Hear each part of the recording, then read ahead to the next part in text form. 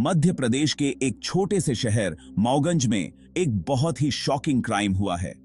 एक 62 साल का आदमी, जो कि पीड़िता का दादा बताया जा रहा है, उसने अपनी ही 4 साल की पोती के साथ ज्यादती की है। यह घटना शनिवार को हुई और पूरे कम्युनिटी में गुस्सा और डिसबिलीफ है।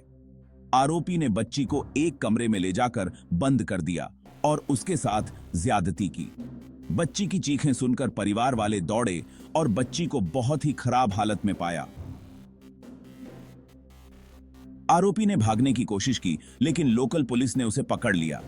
यह घटना हमें याद दिलाती है कि हमारे बच्चे कितने असुरक्षित हैं और उनकी सुरक्षा कितनी जरूरी है।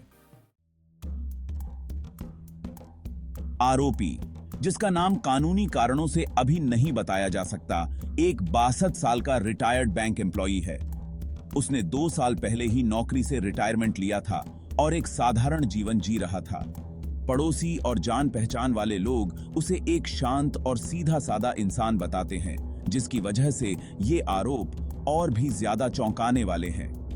यह मामला दिखाता है कि कैसे कोई भी इंसान, कितना भी नॉर्मल दिखे, उसके अंदर काला सच छुपा हो सकता है। यह हमें सोचने पर मजबूर करता है कि हम किस पर भरोसा करें, खास तौर पर उन लोगों पर जो बड़े पदों पर होते हैं या परिवार में होते हैं।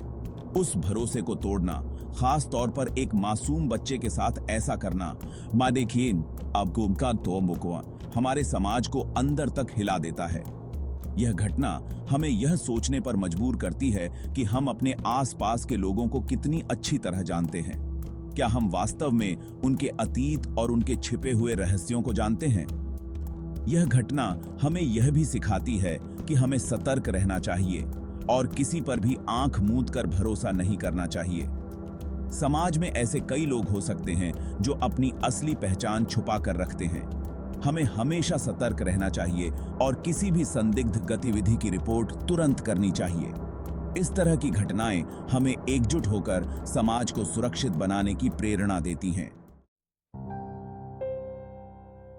4 साल की पीड़िता, जिसका नाम हम उसकी पहचान सुरक्षित रखने के लिए नहीं बता रहे हैं, एक दर्दनाक हादसे का शिकार हुई है।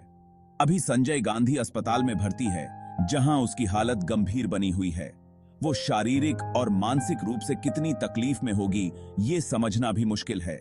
उसकी आंखों में दर्द और अकेलापन साफ झलकता है।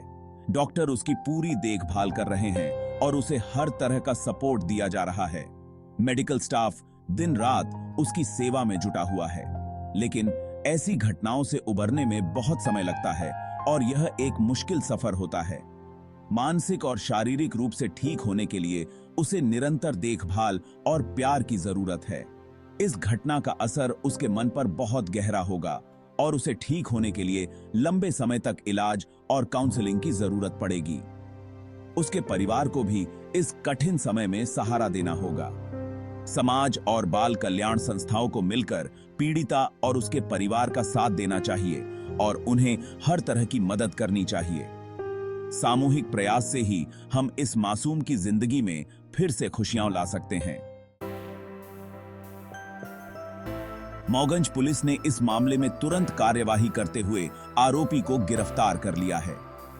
पुलिस की इस त्वरित कार्यवाही से समाज में एक सकारात्मक संदेश गया है कि कानून का पालन सख्ती से किया जाएगा और उसके खिलाफ कड़ी धाराओं में मामला दर्ज कर लिया है।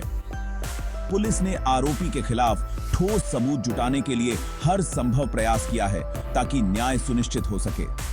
उस पर इंडियन पीनल कोड की धारा 374, जो बलात्कार से संबंधित है, और POCSO एक्ट के तहत मामला दर्ज किया गया है। यह धाराएं बहुत गंभीर हैं और इनका उल्लंघन करने पर कठोर सजा का प्रावधान है। 2012 में लागू हुआ POCSO एक्ट बच्चों को सेक्सुअल अब्यूज से बचाने के लिए बनाया गया है। इस कानून का उद्देश्य बच्चों को सुरक्षित माहौल प्रदान करना और अपराधियों को सख्त सजा देना है। इसमें दोषी पाए जाने पर उम्र कैद तक की सजा हो सकती है। यह कानून बच्चों के खिलाफ होने वाले अपराधों को रोकने के लिए एक महत्वपूर्ण कदम है।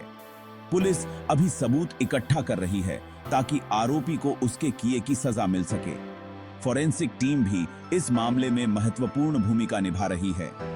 जिस तेजी और गंभीरता से पुलिस इस मामले को देख रही है, वो एक उम्मीद जगाती है। पुलिस की इस कार्यवाही से समाज में सुरक्षा की भावना मजबूत होती है। यह एक कड़ा संदेश देता है कि ऐसे घिनौने काम बर्दाश्त नहीं किए जाएंगे। समाज के सभी वर्गों ने पुलिस की इस कार्यवाही की सराहना की है और अपराधियों को उनके किए की सजा जरूर मिलेगी। न्याय प्रणाली का यह कदम समाज में विश्वास और न्याय की भावना को और मजबूत करता है।